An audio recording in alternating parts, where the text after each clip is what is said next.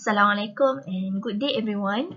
My name is Zarisha Azwa binti Zamsuri Anwar, together with my supervisor, Associate Prof. Dr. Hazrina binti Ghazali.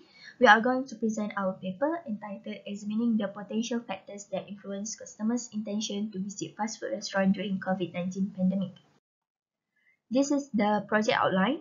We will go through one by one. So the first one is the introduction. So for the introduction, firstly we will look into the background of the study. So COVID-19 has overwhelmed the whole world ever since its emergence in Wuhan, China in late 2019. The first Malaysian testing positive for COVID-19 was reported on February 3, 2020.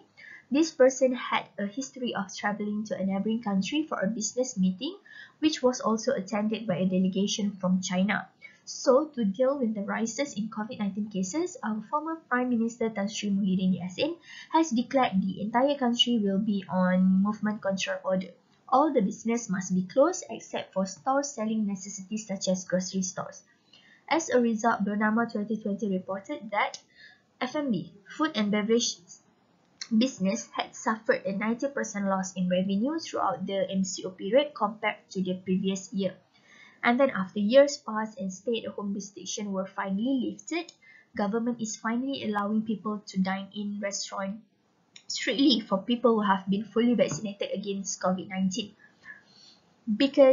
But the July 2020 stated that some people had developed a layer of caution in their approach of eating out, because despite all the safety measures that have been looked into, they still feel anxious about going out in public.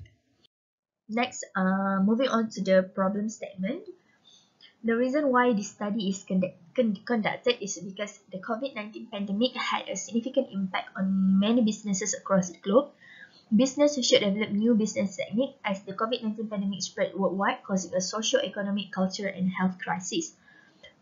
Foot traffic to fast food and casual dining restaurants had decreased 45% and 67% respectively since the start of lockdown efforts.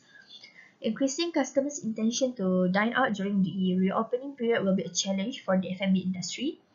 Also, the study has not yet conducted in Malaysia, which can actually improve the food service sectors for overall growth.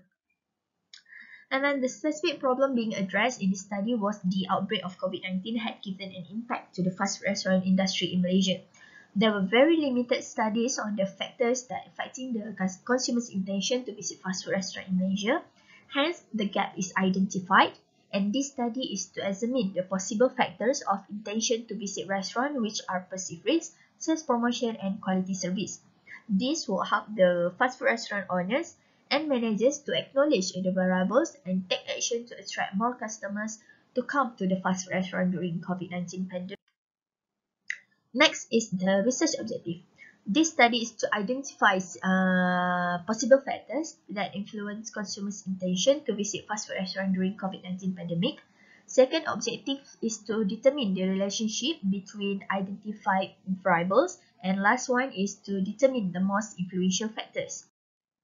So here's the research question. And next we move on to the literature review.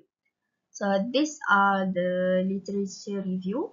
We have reviewed the previous study from the literature. This is the literature review for independent variable, perceived risk, sales promotion, and service quality.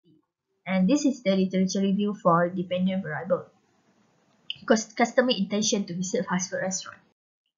And then after reviewing the study, this is the conceptual framework that we developed. Next, we move on to the methodology. This research used non-experimental quantitative approach.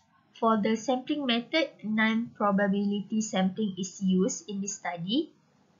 Also, the technique of non-random sampling that is used is the convenience sampling technique. This study was conducted through online survey, and there were 240 respondents that have participated in this survey. This is the data collection method. The phase 1 is where we prepare the questionnaire. Second phase is where we distribute the questionnaire through online Google form. And last one is the collection of questionnaire. So the questionnaires have three sections, section A, B, and C, where the section A asks about the demographic information like gender, age, race, stage, and so on. Section B is the question about the intention to visit restaurant. This question uses 5-point Likert scale. Lastly, section C asks about perceived risk, sales and promotion, and service quality, also use 5-point Likert scale.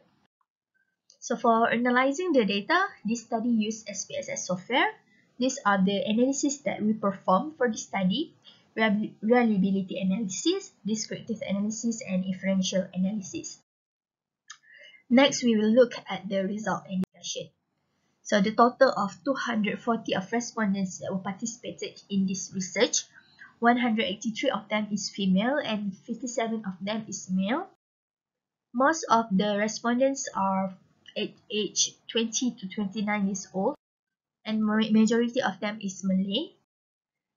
Based on this result, 128, which is 53.3% of the respondents, which is coming from Pahang, and you can see from this 9 coming from Sarawak, Labuan, and Perlis.